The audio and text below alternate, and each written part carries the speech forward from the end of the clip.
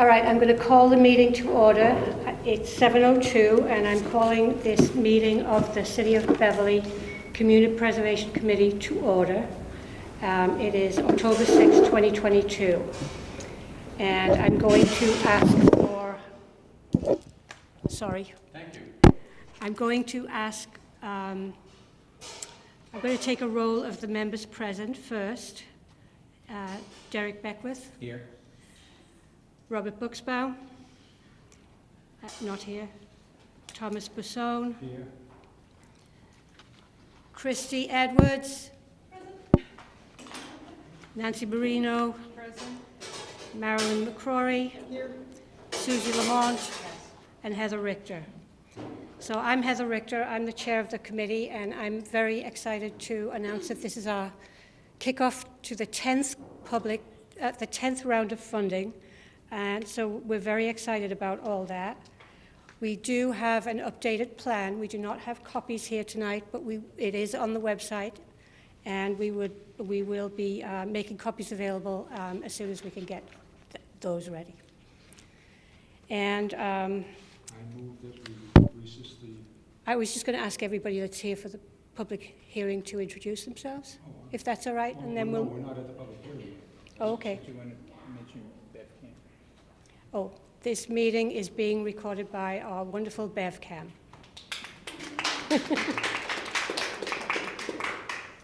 Danielle, I don't think I called your name. I'm here. Okay. She's not on this list here. That's fine. Just FYI. We're missing Danielle. Okay. I make a motion that we recess our regular meeting for purposes of going into a public session. All those committee members in favor? Second. All in favor? Aye. And, okay, so as said, this is the 10th funding round, kind of a big anniversary. This is really, you'll all find out how difficult this is. And so with that said, I would love if the people who are here who are not committee members could introduce themselves for the record. And I'm going to start with you and go that way. Sure. Thank you. My name is Brendan Sweeney. I am one of the city's at-large city councilors. Thank you. Dan Richards, 29 Linden Avenue. Mary Beth McBride. I'm a proprietor in Beverly Farms, one of the shops in town. Hi, Kevin McCarthy. I'm the Chief Financial Officer of the YMCA of the North Shore. I'm Mary McCaffrey. I'm the president of the Beverly Farms Improvement Society. Lori Sullivan, the vice president of the Beverly Farms Improvement Society. Mary Beth McBride is on the board. Yes. Brandon Kubik, minute taker. Allison Dudley, member of the Open Space Committee, just with an update about CPC funding. Evan Centerford, 29 Washington Street.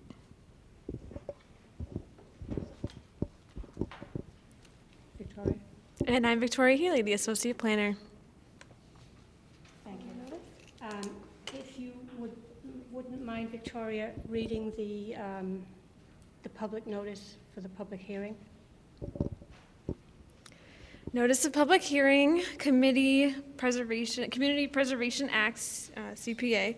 Notice is hereby given that the Community Preservation Committee, CPC, will hold a public informational hearing to solicit input from citizens regarding the development of the fiscal year 23 Community Preservation Plan, which will be used to guide the CPC's decision-making on Community Preservation Act project proposals. The CPA established local dedicated fund is used to undertake open space, historic preservation, outdoor recreation, and community housing projects. The public hearing will be held on Thursday, October 6th, 7 p.m. in person at the Barnett Gallery. Thank you. Thank you. So we have put together a little slide presentation about CPA, and then we'll talk briefly about what CPA does and can do. And the next agenda item after that will be a public hearing in which the public will get to ask all their questions, and we hopefully can answer all of them. So I'm going to hand to Marilyn McCrory, who's one of the founder members of CPC in Beverly, and she's going to begin the hearing. Thank you all for coming tonight, and thanks to those who are watching on BevCam. Appreciate your interest in the Community Preservation Act. As Heather said, this is the 10th anniversary. What we want to do is especially for those watching on BevCam, I know some of you are familiar with the CPA and some are not, but we want to tell you about the CPA, what its purpose is, and how it's being implemented here in Beverly. The Community Preservation Act is a law that was passed by the state legislature in 2000. The law allows cities and towns to establish a dedicated fund for purposes of community preservation, and the fund can only be used for 4 purposes, and in the Act they are open space preservation, historic preservation, community housing, and recreation. To fund those projects, the law allows communities to adopt a surcharge on their real estate taxes, and that is used to establish the fund. The state then rewards communities who adopt the CPA by providing some matching funds. 10% of the funds that the community collects each year have to be reserved for each of the first 3 purposes, so 10% for open space, 10% for community housing, 10% for historic preservation, and then the remainder goes into something called the general reserve. Beverly voters adopted the CPA in 2012 and voted to adopt a 1% surcharge on real estate taxes to establish our community preservation fund.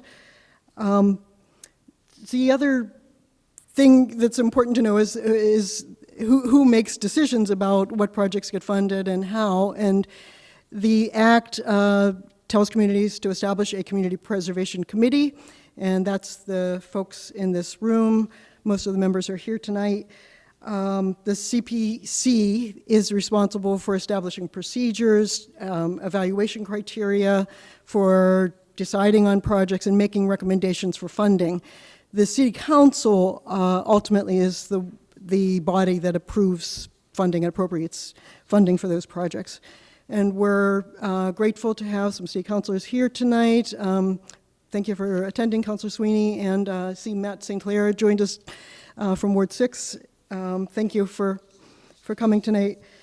The law also directs communities to prepare a plan, so the CPC has prepared a plan and updated it this year. It'll be available on the CPC's website. The law also directs the CPC to hold an annual public hearing, and the purpose of that is to hear input from everybody in the community on what your priorities are, what projects you think might be eligible for CPA funding, and so we'll be getting to that later tonight. So I guess we can go to the next slide. In the last 10 years, you have funded through your tax surcharge 70 projects totaling $8.5 million of funding. We've received and reviewed 88 applications, and this pie chart just shows the breakdown by category, roughly percentages and dollar amounts. I think what is always interesting is the range of projects that come in. It ranges from very small studies in the $10,000 to $20,000 range to designs and plans. You'll hear about some of the projects tonight from applicants. and then all the way to full-scale, multi-million-dollar construction projects. I think what's exciting about adopting the CPA is not only do we get state matching funds, but each of these projects typically brings in lots of funding from other sources. So for example, community housing, we've awarded $2.6 million in funding for a variety of projects. Just one of them, for example, the Anchor Point Project Part 2, which we awarded money to last year. It's affordable housing. I think the CPA award is $400,000. The total project cost, though, is $23.2 million. So that applicant is bringing in state funds, federal tax credits, all kinds of other sources. But having the local source of funding is really key in many cases to getting those other sources of funding. So at this point, I'll turn it over to Derek Beckwith.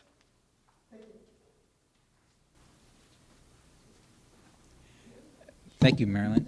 My first job is to go over the budget for this year.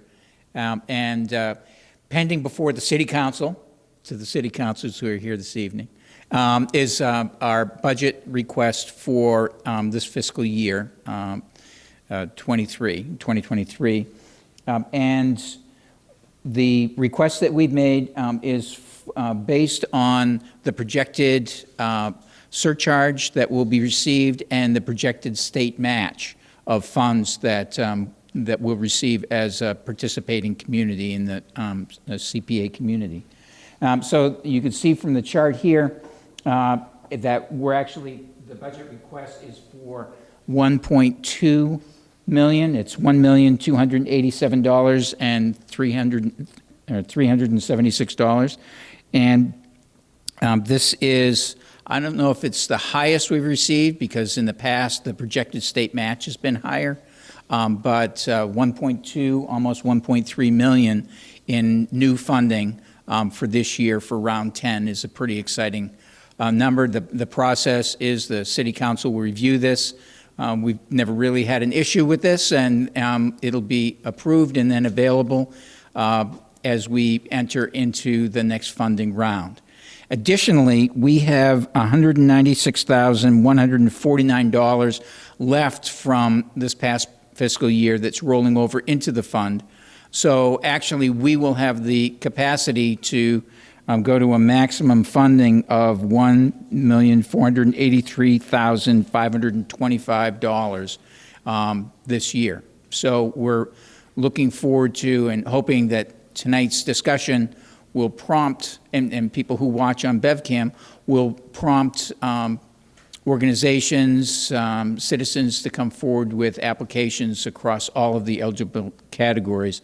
So, we have a lot of resources available to help, fund exciting projects around the city. So that's the budget. Are there any questions about the budget at this point? Okay, so that's the snapshot on the budget. Now we get to move into the exciting part of the evening, and Danielle Sprang is going to come up and help with this section, and that is your input. And you can move that in. And this is not live on BevCam, unfortunately. But if you're watching on BevCam, make sure to go to our website, look at all the different requirements, listen closely tonight, and if you have any questions at all, be in touch with staff, Victoria here, at the planning department. Visit the website because we really would like to see your applications for projects.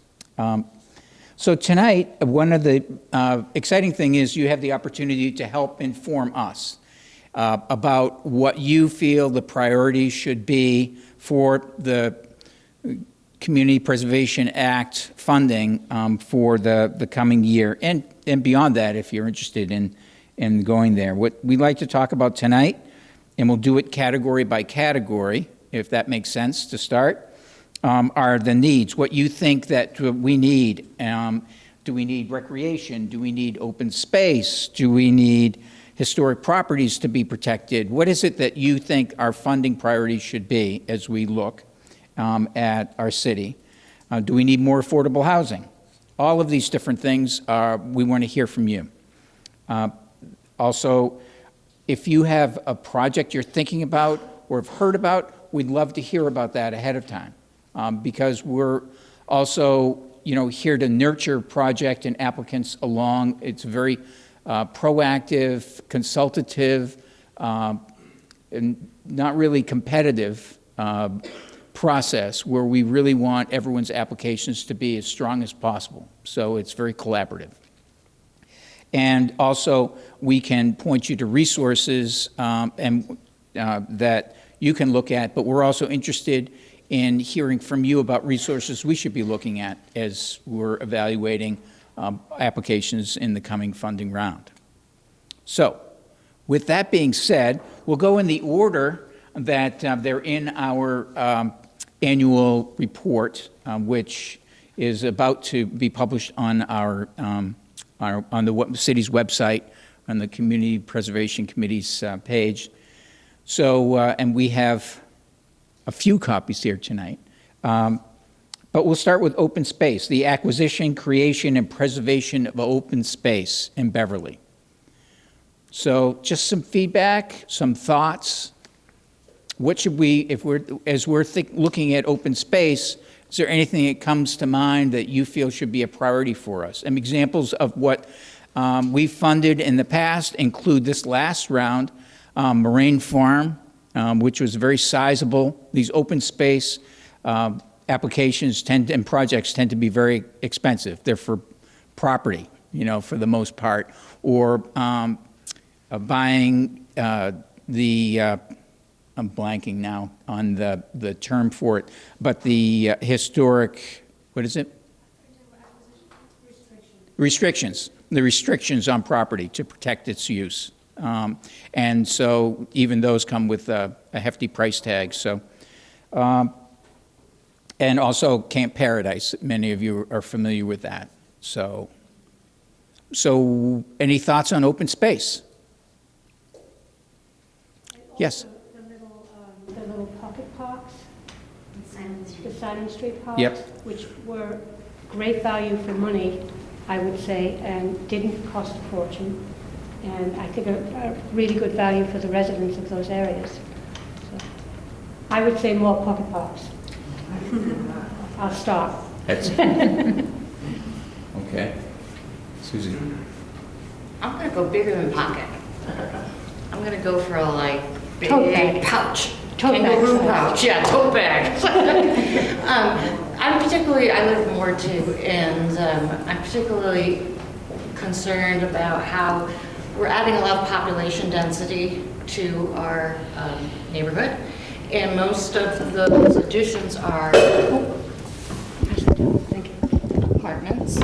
apartments that don't necessarily have their own backyards or outside green spaces. So I would like to see, proportionate to the number of people we're adding, more open space, green space, places for people to go hang outside because they don't have their own yard, to walk their dog, to enjoy being with nature.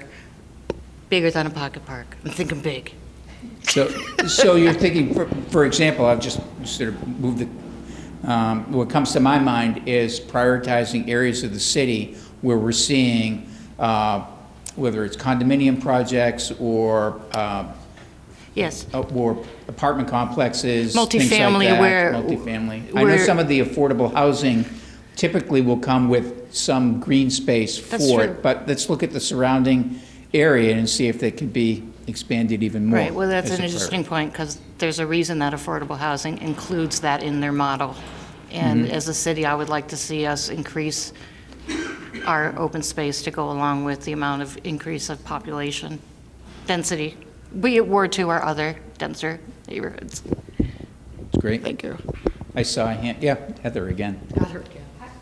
This is why I'm on the committee, sorry. Protection of our waterfront. protection of the waterfront.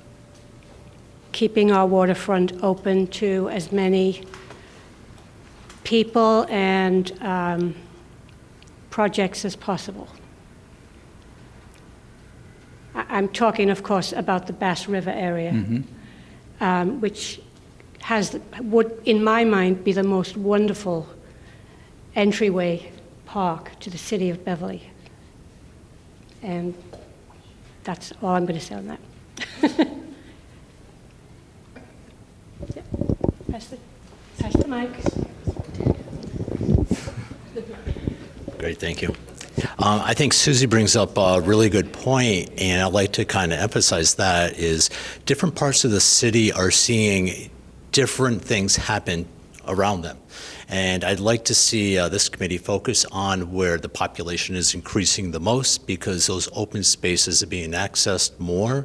So there's different things happening throughout our city, such as our downtown, with apartments increasing. So there's an increase to the open space. There's more traffic, there's more people. And I'd like to see the focus on those areas, not to discard any others, but that's the areas that are being impacted the most, and kind of an overall focus on those areas that are building at a rapid pace, because they're accessing our open spaces more. And the wear and tear, just do they suit the population? All those questions come up as another building goes up. Thank you.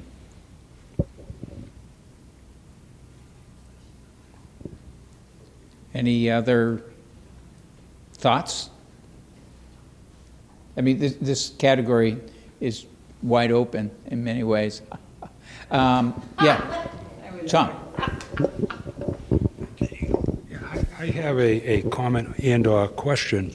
I think we all agree that we want more open space, but the areas that we're talking about, the land doesn't necessarily exist. And I'm hoping that the city hears this message as well, because a lot of this could have been done with the granting of the construction permits, that it be part of the requirement that there be open space, even if the CPA participates in purchasing or reserving some of that space for open space. So it could be a relationship between the developer, the city, and the CPC. And it might be a better way to achieve what we all want with regarding those developments as they're happening.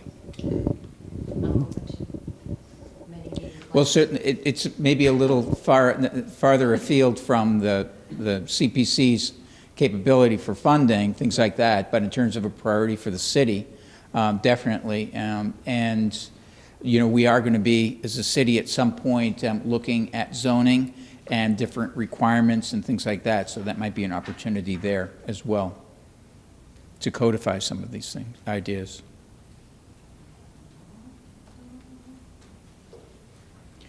People ready to move on to the next category? Okay. And that is the acquisition, creation, preservation, and support of community housing. And these projects can be small, the Hardy Street project, for example, to large. Anchor Point, Phase 1, Phase 2, we've started to fund.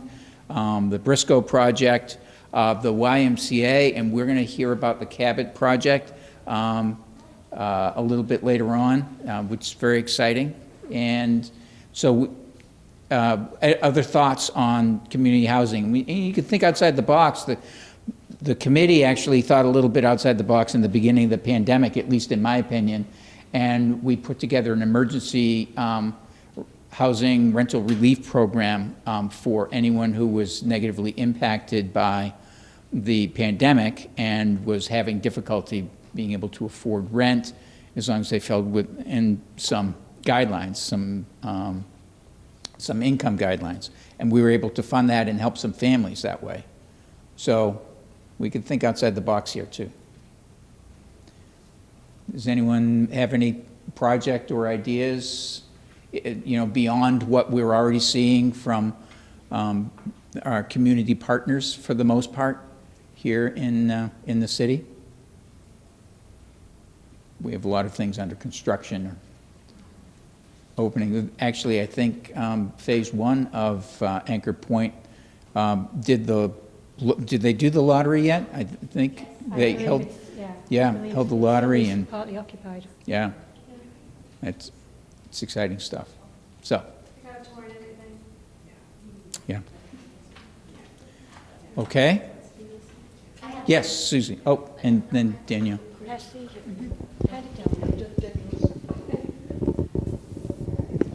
Can funding in this category go towards programs that assist in getting housing? Sort of, I'm thinking along the way, like a feasibility plan would work with historic preservation.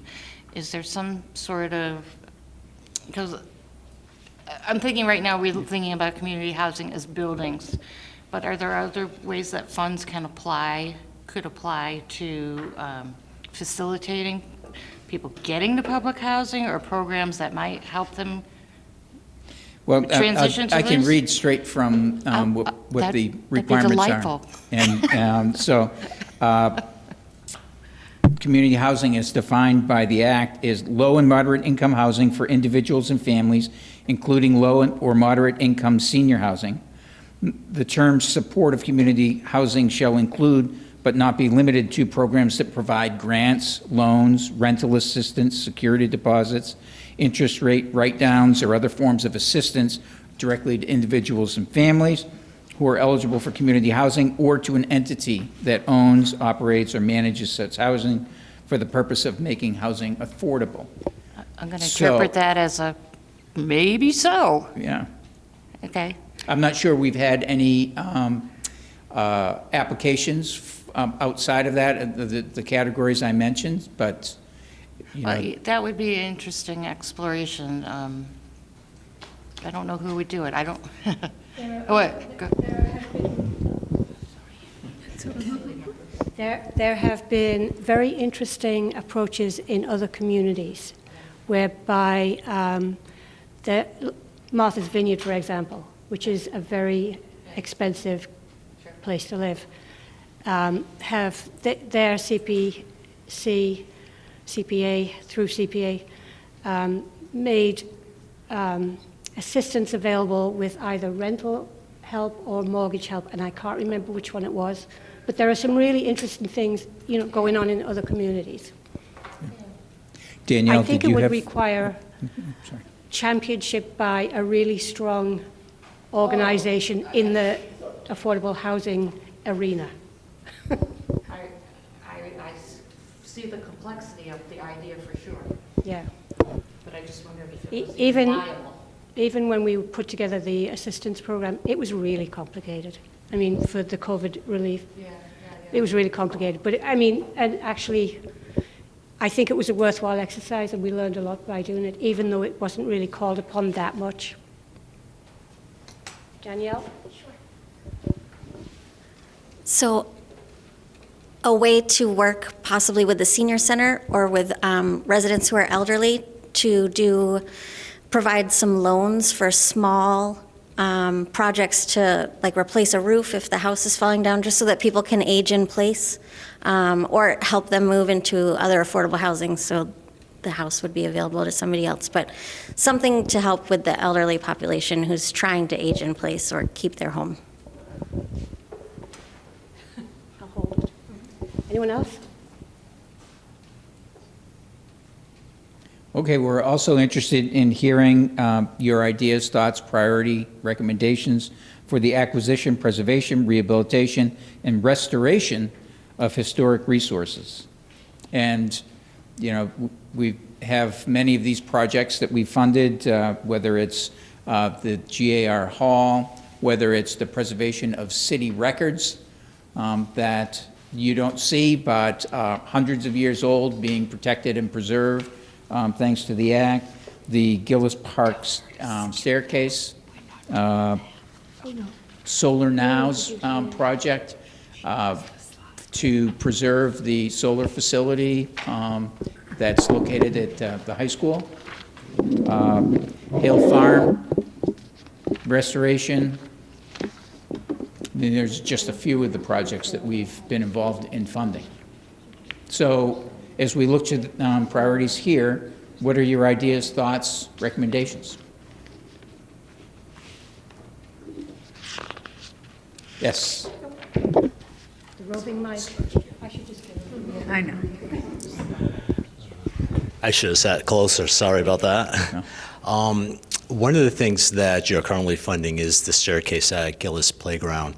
And one project that should be attached to that is the retaining wall, which is also historic as well. And that's seen damage over the years.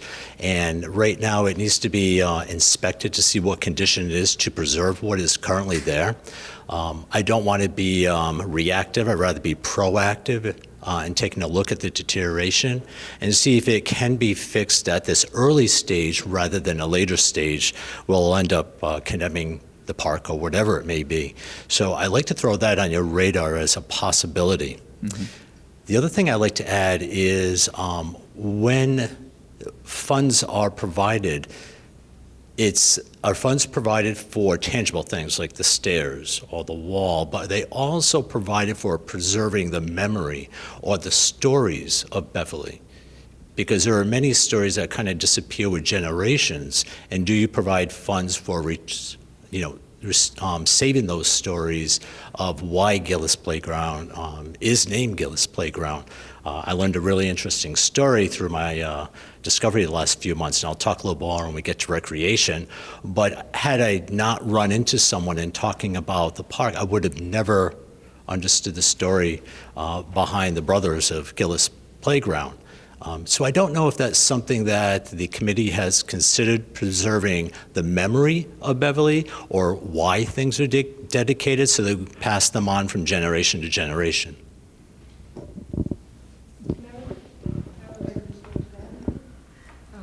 Thank you. It's an interesting idea. The law specifies the projects have to fit into certain purposes. So the purposes are acquisition, creation, preservation, support, which only applies to community housing, and rehabilitation and restoration. So I'm not sure. So that idea would have to fit into one of those categories. It doesn't cover signs. No, it's. If that's where if that was part of what maybe you were thinking? No, I think. Okay. I was thinking more of, I'll be very specific, and walking through the playground with Mike Collins, I definitely learned a lot about why the park is named after the Gillis brothers. And I would have never learned that had he not walked the park with me to take a look at the condition. And having that, for example, preserved somewhere, whether this committee would fund interviews with individuals who have stories, or projects from the high school, maybe a capstone project for students where they provide them with materials to preserve those memories. Because with each generation, we lose those stories. So funding to help others to preserve the voice and legacy of Beverly, I would think would fall into a category, and that's my big question for this committee. Yeah. We probably would have to think outside the box on that one. But, we do have the ability to fund studies. We can, examine anyway, the idea of studying the history of parks and, as a way to help prioritize, including oral, discussions or, who knows. I'm not necessarily, but probably making that up as I go along here. But that's definitely an idea that we haven't talked about or addressed yet. So on our 10th anniversary, it's good to hear, and we'll continue to hear new, fresh ideas. So thank you. I just want to say something on that subject. We should sit closer together. I think that the Act makes a distinction between the preservation of artifacts and information. And I think that's important. For example, when we looked at the city clerk's office, we are preserving the artifacts, not the history. And when we looked at the library had requested money to preserve newspapers on microfiche,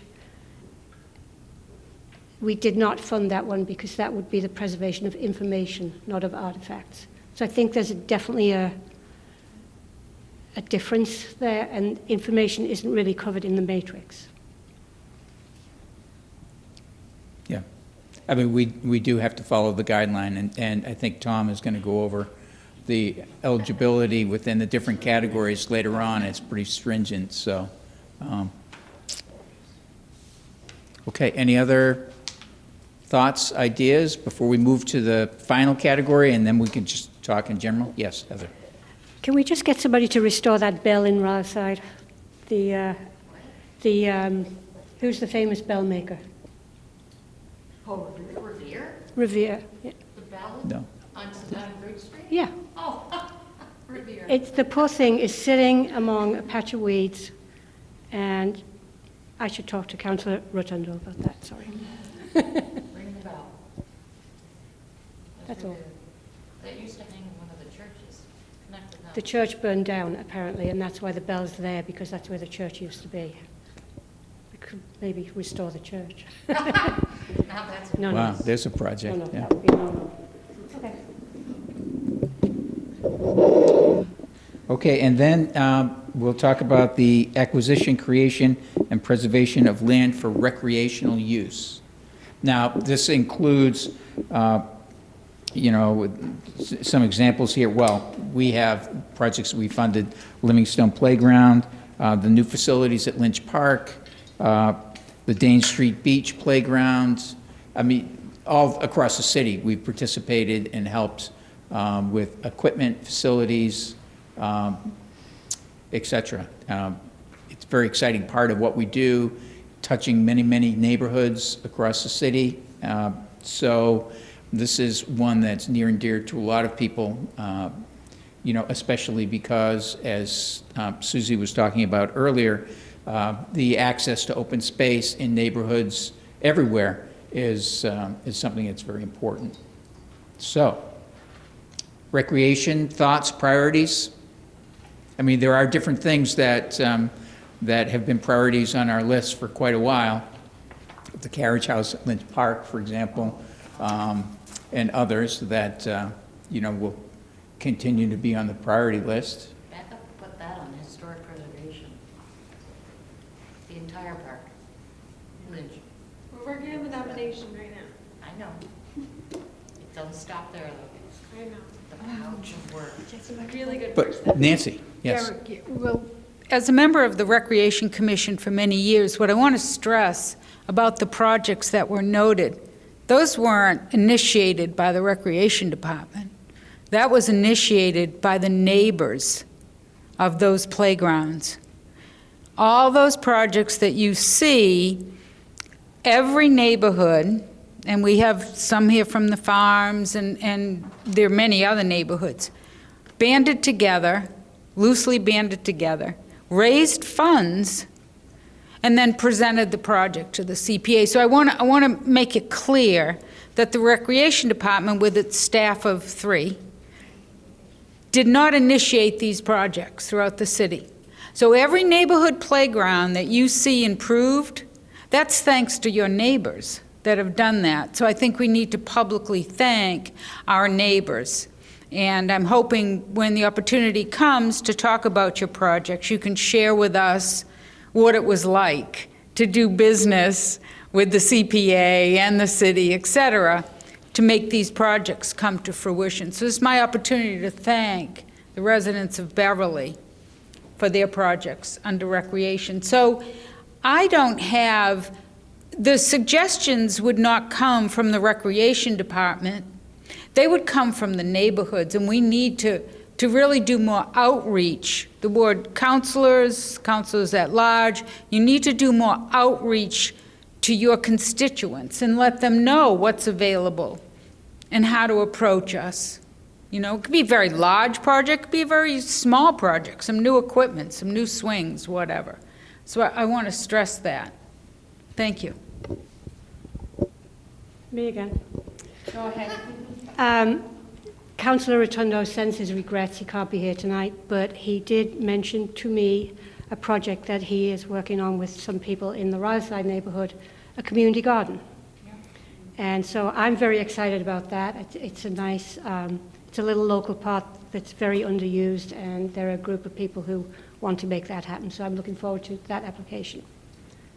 The more community gardens we can get right now, especially in the heavily populated parts of the city, the better, I think. I think people are starting to disconnect from that part of their existence. We did get the Moraine Farm community garden as a promise from the trustees, but you know, that's going to be where it is, and it's not going to be accessible to a lot of parts of the city, or easily accessible, I should say.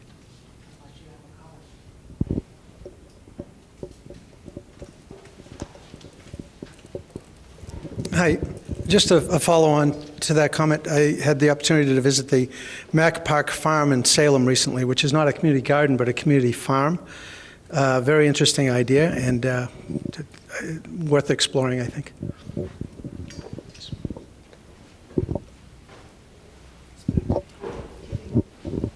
Back to Dan, the MC.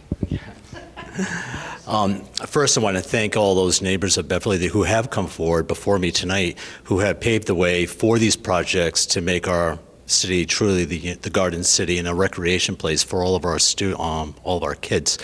And what I want to bring to the attention of the committee is I've been working for the past 10 months with officials from around the city to bring a focus to the Gillis Playground. The Gillis Playground has not seen a lot of attention over the years. Some of the playground equipment is damaged, trees damaged in storms, and the list goes on. There's also a war memorial there as well. I just want to bring attention to that. It was dedicated, I believe, in 1950, but hasn't seen a facelift since then. So as we talk about preserving community spaces and the buildings that are going up with apartments, we see more use in these open spaces. We've definitely seen a flow of volume in the Gillis Playground from the surrounding apartments that have gone up. And so usage has really taken a toll, and there's a facelift that needs to happen to the playground. So for the past 10 months, I've met with members, officials from the city, from Recreation, from Department of Public Works, the city arborist, and we've talked about what could be to the playground. And so I met with Jocelyn, the chief of staff, recently, and her advice was to keep going, to get the input from the neighbors, like that was mentioned. And I'm currently in the process of getting the input from the neighbors of what they would like to see for that playground. So what I'd like to bring to this committee's attention is that is in progress, and we're working to get the input from neighbors, and hopefully we can partner with this committee to see improvements brought to the Gillis Playground.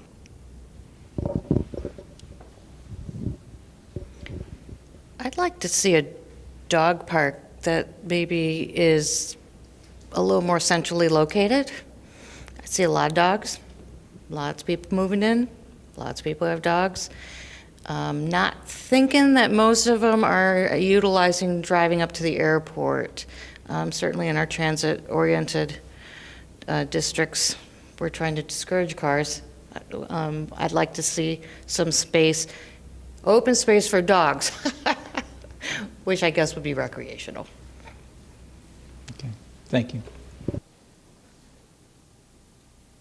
And I just want to say, very eloquent about Gillis Park, so thank you for that information very much.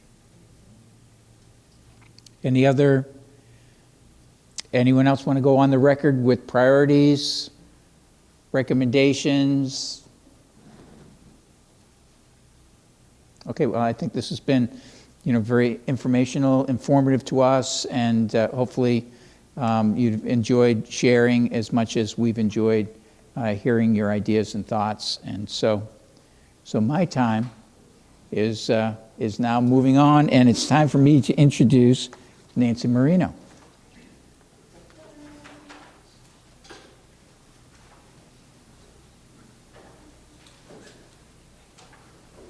Thank you, Derek.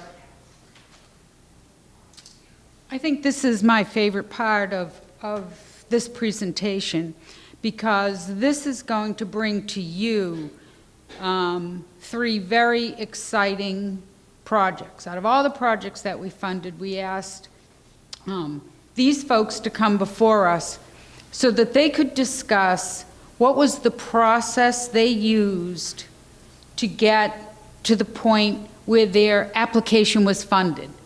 And since it's been funded, we want to understand successes, obstacles, etc. So I think it's important that the community and representatives from the community hear what it's been like for our friends and neighbors who've initiated these projects. And the first presentation or discussion under historic preservation was for the Beverly Farms Cemetery.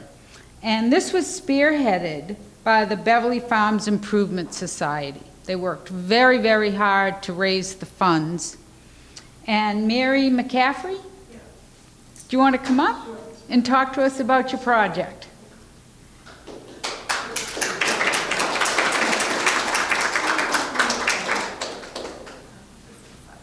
Feel free to really tell us. Okay, tell the truth? I'm good at that, actually. I know you are. So we're the Beverly Farms Improvement Society, and the Beverly Farms Improvement Society was founded in the 1950s, and our what's the word? Our raison d'etre is beautification of the village of Beverly Farms. So we do a lot of plantings around, you know, like that iconic horse trough, that big flower pot at the intersection of Hart and Hale. We do that, so plant that periodically, and we have monies that we use for that. But we also do other things around town, and we try to periodically find like a bigger project to do. And so the basic idea is this kind of concept of this green space that kind of winds its way through Beverly Farms. So I think of the green space as starting downtown on what we call Colantino Way, which is this alleyway next to the fire station that the Improvement Society made plantings and trees and a brick walkway, and people can buy bricks with their name on it. It's a constant source of fundraising that we do. And then into the library, that was a big project that was done. And then down the street, back through the park, which that needs a little work, and then into the park, and then up to the cemetery. So that's like the green space that goes right through Beverly Farms. And we tend to focus on the beach, but that's our green space. And so we started to toss around what would be some ideas of a bigger project for us a few years ago. And we had a few things, of the cemetery fence, a war memorial, and these various ideas. And then we got to a point where like, well, how do we pick, and what, what would be involved? So after speaking amongst ourselves, we decided it might be a good idea to reach out to the city. So we met with Kevin Hartunian, who is at that point the chief of staff of Mayor Cahill, and tossed around our ideas, and he was very, very helpful, and he had done some projects like, the veterans, the Vietnam veterans in Elliott Square. And so he had a lot of ideas about like who would stakeholders be, and monies and obstacles and all these different things. So we tossed around our ideas, and we came to the idea that let's do the cemetery fence. So then we picked that, but then what's next is, well, what would be involved, and who would do it, and who are the contractors and so forth. So actually it was Laurie who started to find out who would be around and who might be able to help us with this. And the ideas range from, we'll cut the thing down and put up an aluminum fence for $50,000 to, we'll restore the fence. Cassidy Brothers Forge in Rowley, we've learned about them, and they're the consummate ironworks or forge, whatever that stands for, ironworks and so forth. So they're highly skilled, and they do, they've done things for historic Beverly, but they've done things for churches, and they're the guys. So we had them come out and talk to us a little bit about what would be involved, because, what do you do? So we learned a lot from them. So for example, there's lead paint on the fence and you can't scrape it down and paint it in place because of the lead paint. So we learned that the fence would have to be cut at the supports, taken off to a lead abatement place, and then brought back to Cassidy Brothers Forge, and then it would be sanded, sandblasted, and then, you know, straighten all the crooked things, get new finials where they'd be broken off, and, you know, create this restoration, then paint it with marine paint, which seemed like a very good idea when you live near the ocean, and then put it back. So we learned that that would be all the steps that would be involved. And, you know, we had them come out and measure and give us estimates and all that sort of stuff. And then we, you know, talked to our city councilor, who was John Frady's at the time, because he reached out because he'd been involved in various permutations of what might be involved to try to make the fence look better, like painting it. Well, couldn't do that because of the lead. You know, fixing it in place, all these kinds of different projects that had, ideas that had occurred over time that just never got off the ground and what the obstacles were be. So that was very helpful. And I also recommend involving your city councilor because eventually, yes, that's who votes on your project. And so we've got Matt sitting over there, Boomer's father, and he's a good support to us. So then it's a lot of meetings, a lot of, you know, churning out ideas. And then we met again with Kevin, and then we had to pull in, you know, Commissioner Collins, because you got to get that guy on your side. And so he came down, and he was really glad that we wanted to do a restoration and not a replacement. And so he had heard through the grapevine we were talking about replacement, but as soon as he heard it was a restoration, he was very much on board.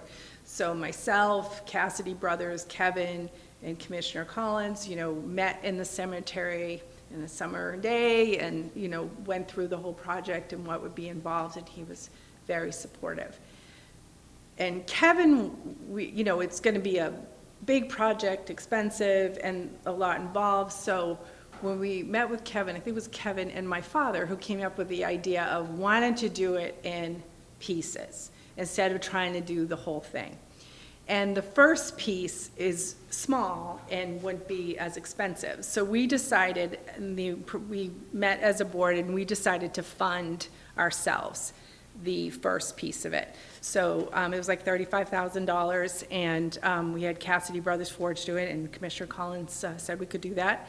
And we learned a lot, you know, about what, you know, little tweaks that have to be made after, and things you don't notice until you get into it. So for example, I never really noticed that each gate was different. So there was a straight one, there was a piece from some other thing, there was a round one. Now there's two that have been knocked down. So, you know, how do we make a decision to make them all the same? You know, because we can do that because we're fixing it. So we did the first bit, and then this is it. And you can see it's, you know, it's all messed up and rusty and missing finials, and you can see that this piece is straight. Well, it doesn't look like that anymore. It's now curved. Let's see. Let's look at the after. Can I have the next slide? So see how pretty it is? So we had it fixed, and we made this nice curve, and it's holding up pretty good. It went in, it was COVID, so I think it was like April of 20 that it went, or yeah, April of 20 that it went back in. And it's got, you know, it's got little bits that need to be repainted, and they're coming back and doing that for us. And for whatever reason, we never painted this post here. And so they're going to come out and do that. Laurie had to stop a farmer who was trying to spray paint it recently. That's Beverly Farms. Yeah, he was just out there. He couldn't stand it any longer, and he had a can of spray paint.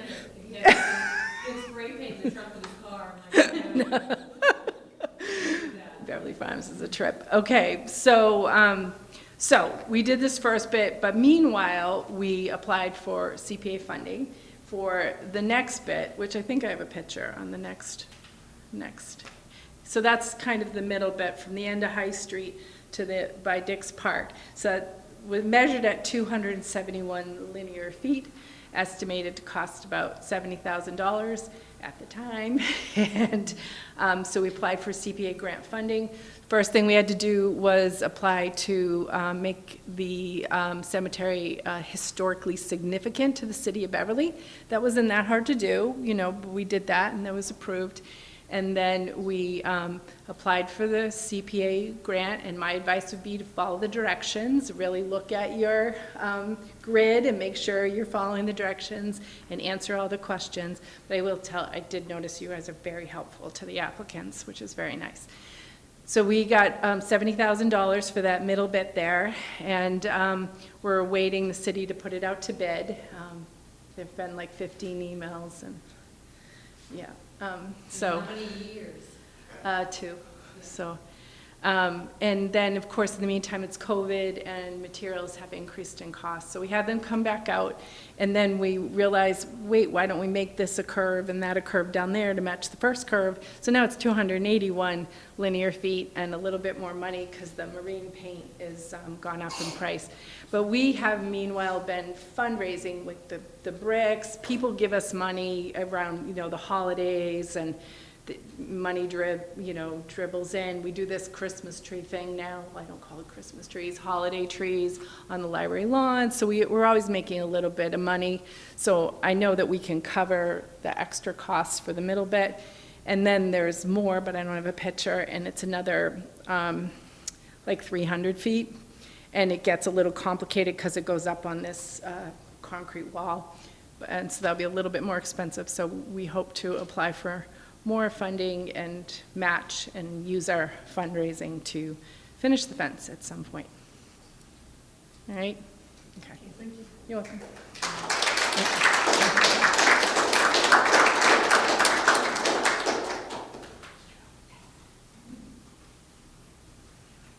Thank you, Mary. You failed to mention another major project that's been ongoing in the farms, and that's what you have done and continue to do for Dix Park.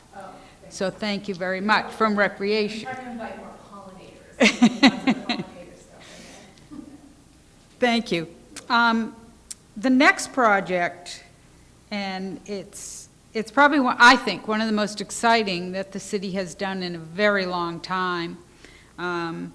This would be under Recreation, and it's 2 parks in Gloucester Crossing. And there was one person who spearheaded this to the point that now, I believe a meeting's coming up. Allison Dudley, isn't that right? Do you want to come up and talk to us about your project? I can give a brief update. It's not as involved. No, it doesn't have to be, because just the mere fact that you spearheaded a project that took 2 empty lots and turned them into potential active and passive playgrounds in one of the most densely settled sections of the city of Beverly. Thank you. So I'll let you talk to them about how you started it and where you are with it right now. It wasn't just me. It was a definite team effort, including collaborating with Marilyn, who's on the open space with me, and Todd Callahan and others. But yeah, basically the Simon Street lots in Gloucester Crossing was another kind of COVID project, in a sense of seeing the need for more open space and recreation in our neighborhood of Gloucester Crossing. My husband and I actually took walks. We had like our 2 o'clock walk every afternoon where we would be going around our neighborhood, and we were like, what is up with these lots? Like, sometimes they're being used, sometimes they're not. Who owns them? And you were also very helpful to us just learning about, the collaboration between the Housing Authority and the city of Beverly. And so they were kind of a little bit in limbo, these lots, like they had been used at different times. And there was a lot of history. We've talked about the importance of history in the city of Beverly. There was a lot of history of, generations of families who were telling us stories and saying, oh, well, my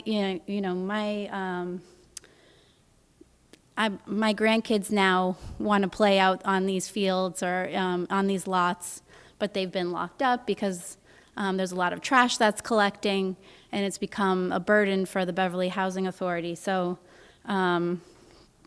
basically, 14 and 34 Simon Street, they're 2 lots that were owned by the Beverly Housing Authority, and the city had agreed to purchase them. So it's still in the infancy stages, and a lot of it was just kind of exploring and talking to people about who owned the lots, what would the uses be, and what has the community used the lots for in the past.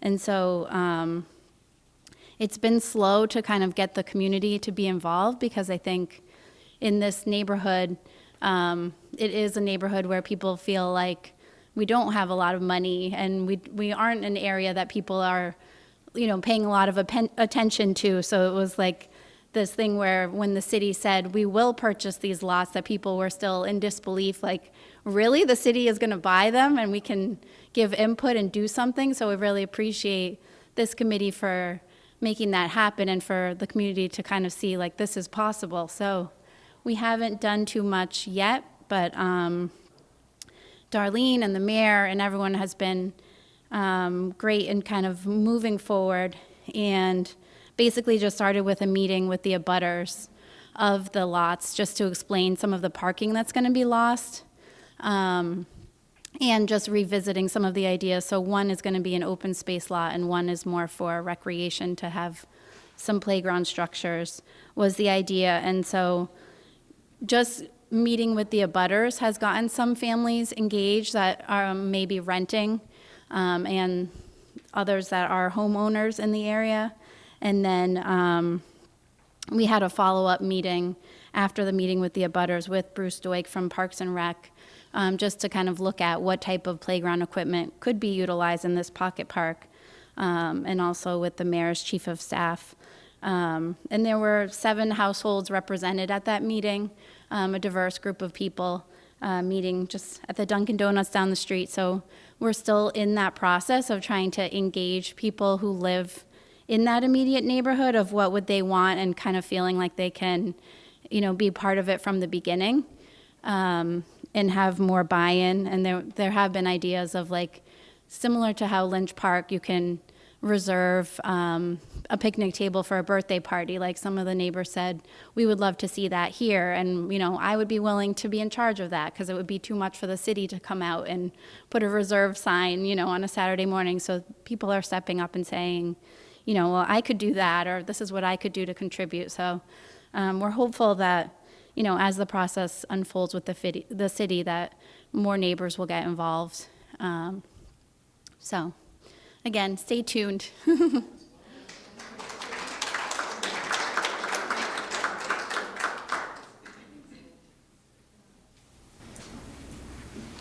And thank you, Marilyn, for helping find open space in Gloucester Crossing.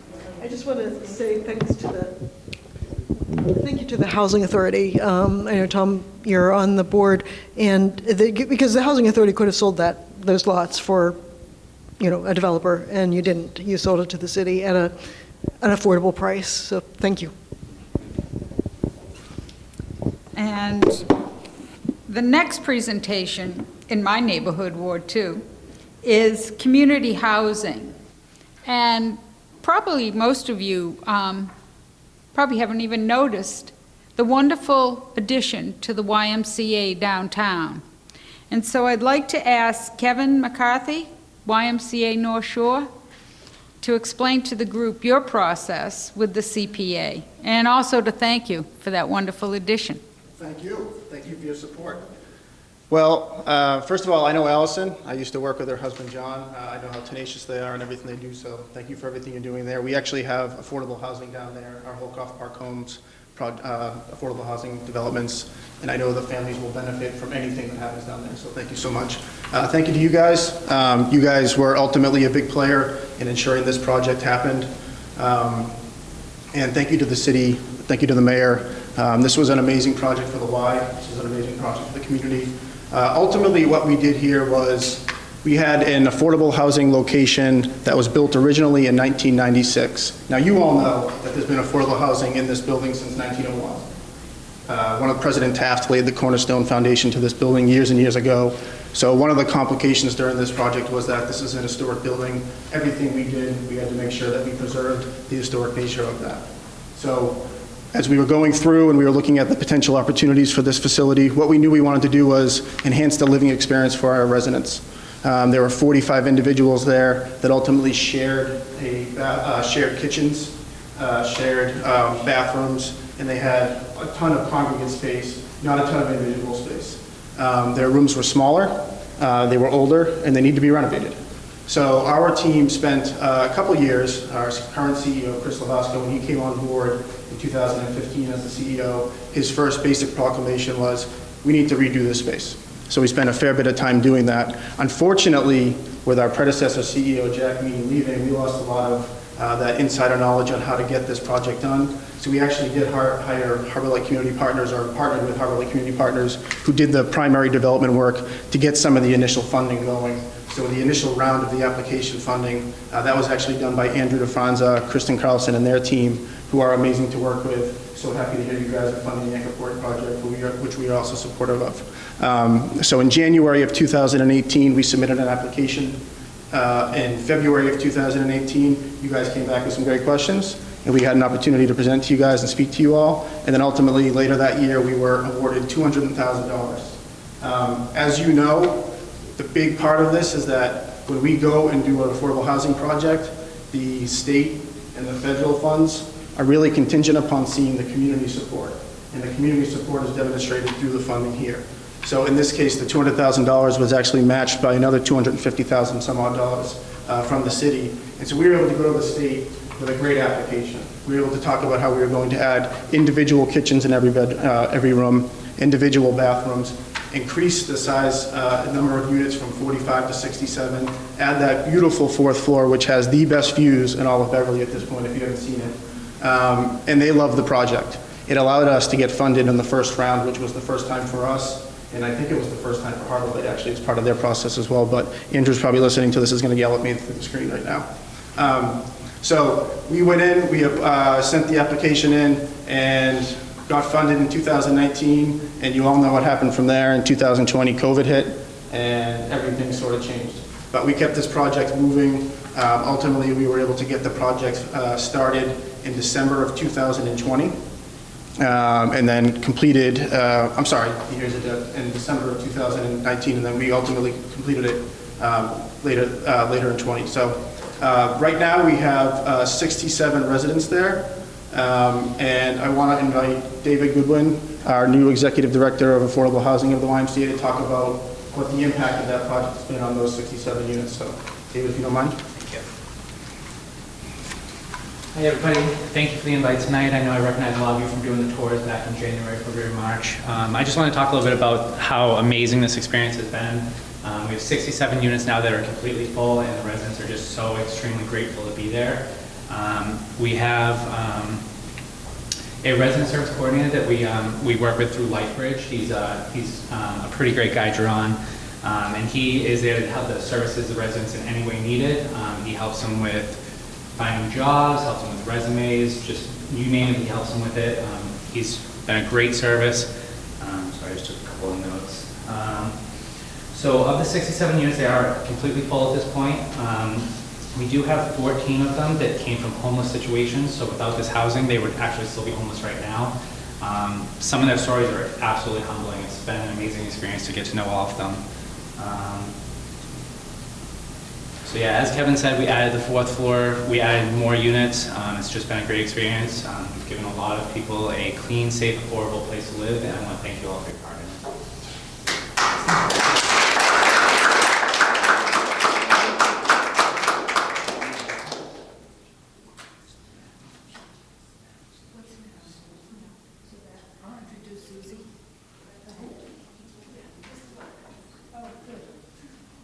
What I'd like to add, before I introduce Sue Lamont, is that don't be deterred. If you have a project, if you think you have a project, if you'd like to have a project, reach out to us. Learn more about the process. Don't let the applications Christie's going to walk you through it, but don't let the applications and the process deter you. And again, I stress to our ward councilors, let your constituents know what's available. So, with that said, thank you to the three presenters. They're three very exciting projects, all very different, but all got the results that you were hoping for.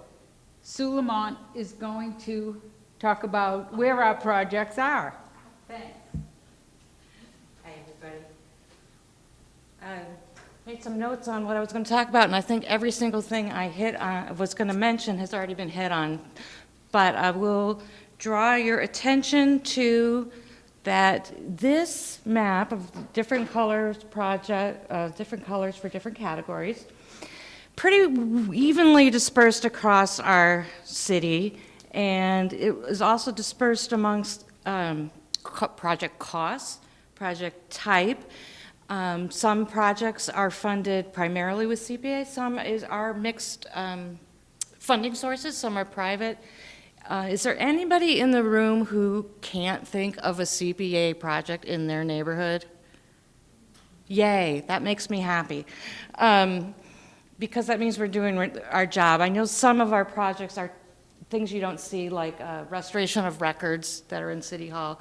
But I'm really glad that anybody in this room can think, oh, I know that CPA money has gone to do the GAR Hall improvement, the farms fence, it's something that touches your life, whether it's your neighborhood you live in or the school you travel to or the workplace.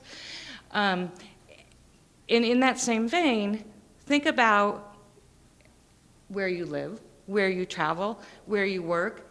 What's missing? What projects are left? What do you see? I see a lot of not colored spaces over here, not colored spaces over here. Are those places that you have ideas for? This is your chance. This is a great opportunity to do improvements and add to our map. But I think this is a nice representation of how we do touch a lot of areas of the city in a lot of different ways. Thank you, Susie. You next one? May I have that, please? Yep. All right, so now we're going to move on to, unless anybody has a final comment they'd like to make for the question and answer, we're going to move on to the fourth item on the agenda, which is the how to apply for funds. And so we're going to begin on... Excuse me, Mr. Chairman, we're going to do eligibility and dates first. Yeah. It's all part of the same agenda item, but...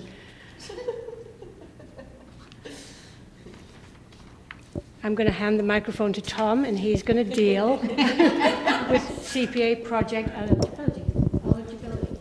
Thank you. I'm not sure everybody can read that, but I'm going to read it for them. First of all, as you've been hearing all night tonight, there are 4 categories that you can use, and that's open space, historic, recreation, and housing. And in short terms, under open space, we can acquire it, we can create it, we can preserve it, but you can't support it, and you can't rehabilitate or restore it unless it was acquired with CPA funds. Historic, you can acquire it, but you can't create it because it wouldn't be historic. You can preserve it, but you can't support it. And again, you can rehabilitate and or restore. Under recreation, you can acquire, create, preserve, and rehabilitate. And in housing, you can acquire, create, preserve, support, but you cannot rehabilitate and restore unless it was done ahead of time with CPA funds. Now, that in and of itself seems simple, but now you got to really dig into things. And that's what this chart is all about. Section 2 of the CPA legislation defines open space. It includes but is not limited to the following. And you have to remember, if you can't fit into one of the boxes, we can't fund it. That's the whole key here. So I'm going to try to explain what every box is, all right? And it defines open space is land to protect existing and future well fields, aquifers, recharge areas, and watershed land, agricultural land, grasslands, fields, and forest land, fresh and saltwater marshes and other wetlands, ocean, river, stream, lake, and pond frontage, beaches, dunes, and other coastal lands, lands to protect scientific vistas, lands for wildlife or nature preserve, land for recreational use. CPA funds may be spent on the acquisition, creation, and preservation of open space, and for the rehabilitation or restoration of any open space that has been acquired or created using CPA funds. It is important to note that a permanent deed restriction is required for all real estate interest acquired under CPA. The restrictions must be filed as a separate instrument, such as a conservation restriction or agricultural preservation restriction, and until this step has been completed, the terms of the CPA acquisition have not been technically fulfilled. Any questions on open space? Good. Section 2 of the CPA legislation defines historic resources preservation and rehabilitation. Under CPA, an historic resource is defined as a building, structure, vessel, real property, document, or artifact that is either 1, listed on the State Register of Historic Places, or 2, determined by the local historic commission to be significant in the history, archaeology, architecture, or culture of the city or town. CPA funds may be spent on acquisition, preservation, rehabilitation, and restoration of historic resources.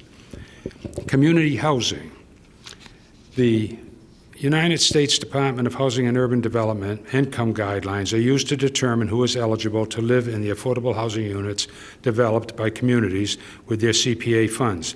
Housing developed with CPA funds may be offered to those persons and families whose annual income is less than 100% of the area-wide median income as determined by HUD.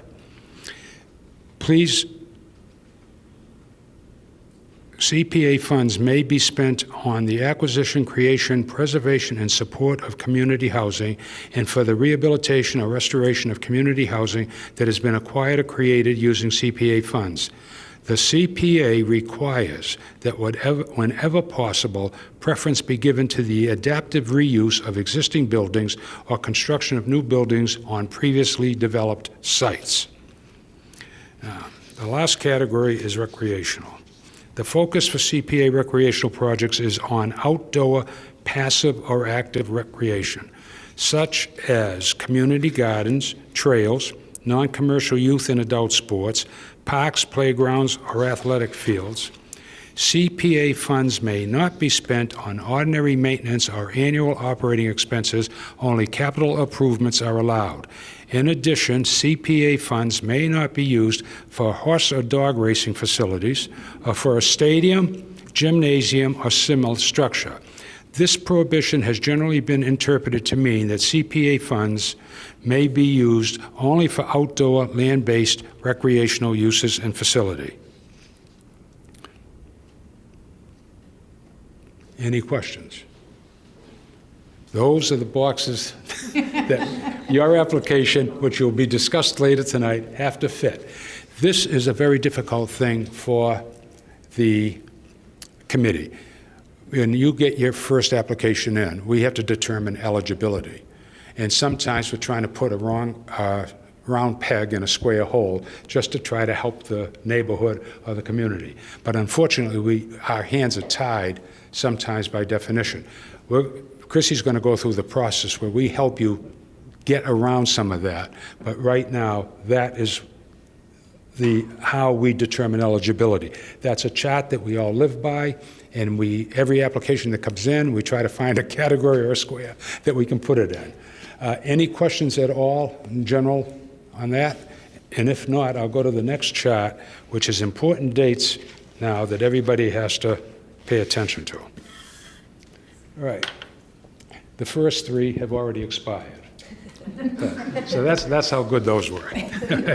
But the big one, I think, that everyone wants to pay attention to, if you're in this category, historic preservation projects, Thursday, October 20, 2022 is a very important date.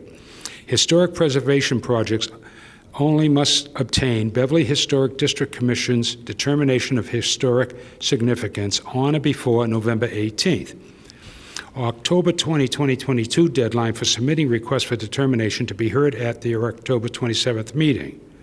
However, the HDC advises that it may be helpful to submit the application for the HDC's September meeting if you are prepared to do so, because without that, you're not going to be able to follow the next category, and like I said, the 20th is already gone. Right. So October 20th, right, October 20th is it. October 27th, 2022, by 12 p.m., your pre-application is due. A couple of things here. One is that's an absolute deadline. If you miss that, then you're going to have to make for an application for an out-of-cycle application. We are reluctant as a board to waive a deadline because it opens the floodgates of unfairness. So we really try to keep that as an absolute date. So that's October 27, 2022 by noon. That's the pre-application. Now on Thursday, November 17th, CPC reviews the pre-applications and decision on eligibility. That's what we were talking about, that we would try to see if your application fits into one of those categories. If it does, you know, we just tell you to go send in a full application. If it doesn't, we might call you in and say, if you do this, this, and this, you might then qualify, and if you can't do it, then you don't qualify. You didn't know I knew all this stuff, huh? Me neither. Friday, December 2, 2022, eligibility announcement and invitation for full applications to be eligible for the eligible projects. All right? That, you know, that is very important because you're heading into December with the holidays and whatnot. You want to make sure these dates are met. Thursday, December 15th, there's a meeting for prospective applicants to ask questions regarding their full application process. Right? And then January 10th, 2023, by 12 p.m., CPA full application is due. Now, interestingly enough, between October 27th and January 10th, presuming that you have been found eligible and we asked you to send in a full application, you have a lot of help. I mean, there are people that will, you know, assist you, whether it be, you know, Vicky, whether it be anybody on this committee. We have a meeting. You can come to the committee and ask questions. And as you know, that's the only way we can get people to all be on the same page. All right? On Wednesday, February 1, 2023, a written public comments are due. I have no idea what that is. Yeah, but they're due on February 1, 2023. On January to March, that's when we deliberate on the applications. The mere fact that you're eligible and the mere fact that you were invited to put in a full application does not mean that you are going to be awarded any grants. If we have enough money to satisfy everybody, that makes it easy for us. But if the applications exceed what we can do, we have to, amongst ourselves, prioritize them and then do that. It just means you're going to have to file another year. All right? I think that only happened once or twice in my memory where we didn't really have enough money. And one year we cut somebody's request so we could fund another one. So there are ways that we can work on that. All right? And between mid-April 2023, the CPN funding recommendations presented to the City Council. That's important because even though we award it, they spend the money. They have to, in a sense, put a stamp of approval on it. And if they don't, they send it back to us for further deliberation or to throw it out the window. And on April and May, the City Council considers the recommendations and votes. And then in June, we have an award announcement with a press release, and people know that they have to sign what we call a memorandum of understanding. And it will determine the terms of how you get paid and the dates for the project to take place. So if there are no questions, I think it's my turn to turn it over to Chrissy, and she's going to talk about the application itself.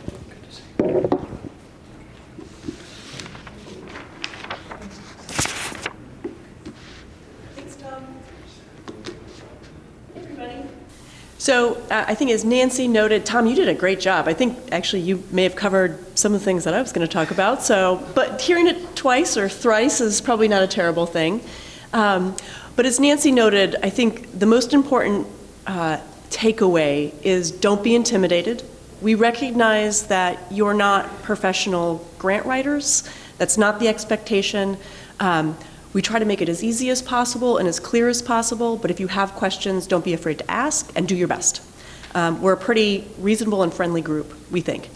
So with that, I think you probably picked up from what Thomas said that we have a two-part application process. The first step in that process is what we call our pre-application. That's what's displayed here on the screen. It's quite simple.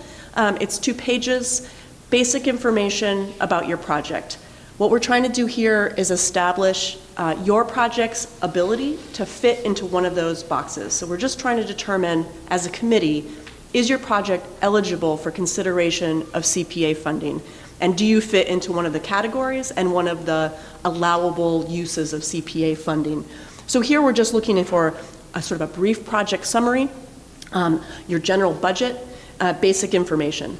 That's what we need at the first step. But again, if you have questions and if you're wondering which box to check, we're here to help. That application, as Tom mentioned, due by noon on October 27th. And the only other deadline sort of before that you need to be concerned about is if you have a historic resources application, in which case, if you don't already have a designation of historic significance, you would need to obtain that. And that is in that timeline, project timeline that Tom just went over. Yes. Yes, and that's a good point. That is a separate application, and you can find that information on the Community Preservation website. And it's, I think, actually listed as part of, I think we'll get to it in just a second, the resources that are available that you can find that. So, thanks. No, you can go ahead. Next slide, please. So, if your project is determined to be eligible for funding, as Tom noted, that's not a guarantee that you will receive funding, but you will receive an invitation to move to the next stage of the process. And that's to submit the full application. And the full application is more detailed. It has more sections to it. It's not just a little 2-pager. It's more than that. And I'm not going to go over it in detail tonight. And part of the reason why is on December 15th, as noted on that project timeline, we'll be having a workshop. It's really a meeting, but we call it a workshop where applicants that have been invited to submit a full application can come, ask any questions that you have about the full application, about the process, about the requirements. We can go through it step by step and talk about each of these individual sections so you have a clear understanding and sense of what you need to pull together in order to complete sort of this next piece of the process. So like I said, I'm not going to go through each of these in detail. The 2 starred ones, though, I am going to mention the project budget and the project schedule, because I think those are important to start thinking about now, because it does require, I think, next slide, a little more detail, right, than in the pre-application. So in the project budget form, we're looking for information on itemized cost or overall cost of the individual project components, the cost of those or the estimated cost of those, and any other funding sources that you are either have secured or are looking to secure in addition to your CPA funding request. Important to note is that one of the things that we ask for is that costs identified in the project budget be substantiated with supporting documentation.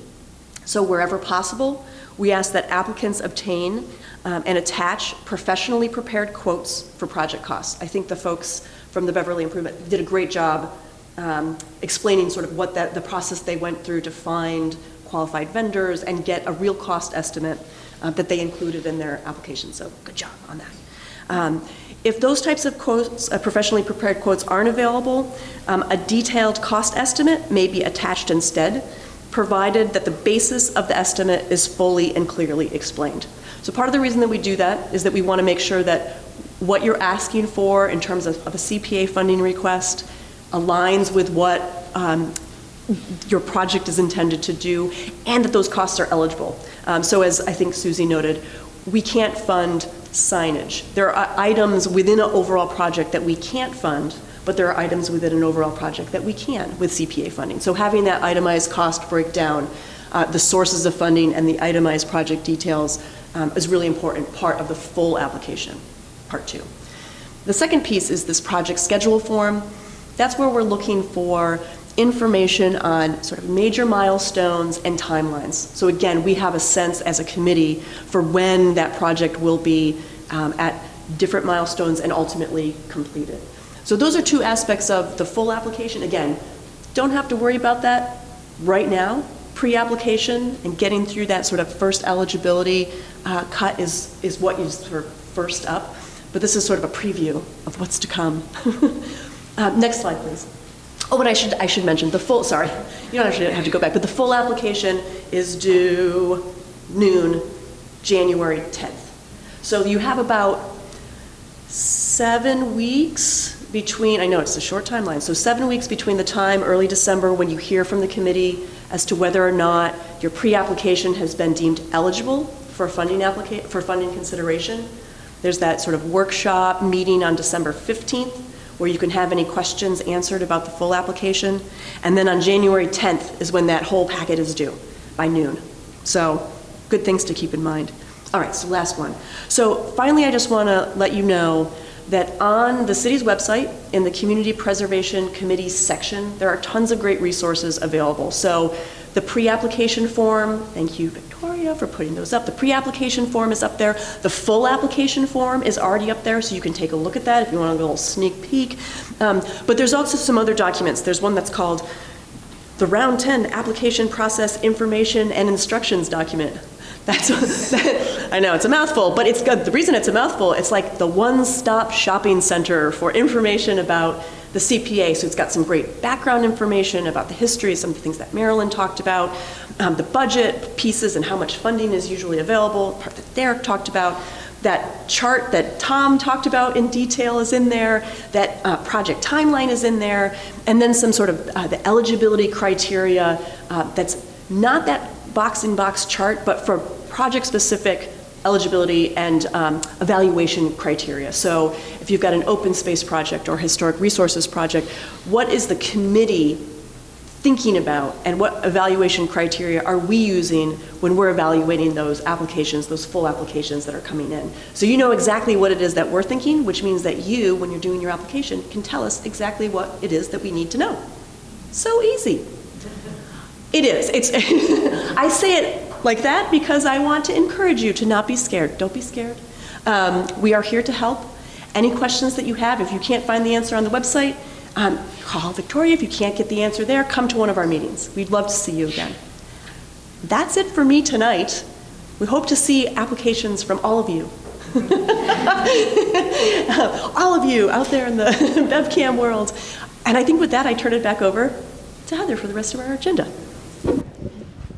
Okay, so it falls to me to close out this public hearing.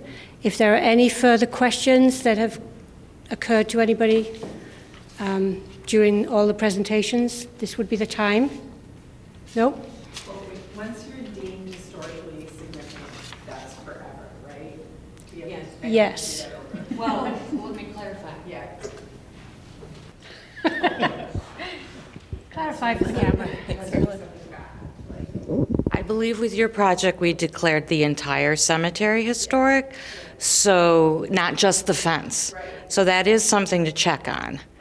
So if you're thinking of doing like a statue in the cemetery, we may have to go through it again, but we can go back and check and see what we determined I think it was the cemetery itself. Yeah. But that's an important distinction. And we try to, when we review them, to not narrow in too far so that you can come back with other things. If we're going to sit down and go through the process of evaluating if the fence is historically significant, we're pretty much evaluating if the whole cemetery is significant. So, but that is something to double check, and you can talk to me about it or us about it. It's not it depends where you're going at, but I think we did the whole cemetery. Yeah, it's worth checking.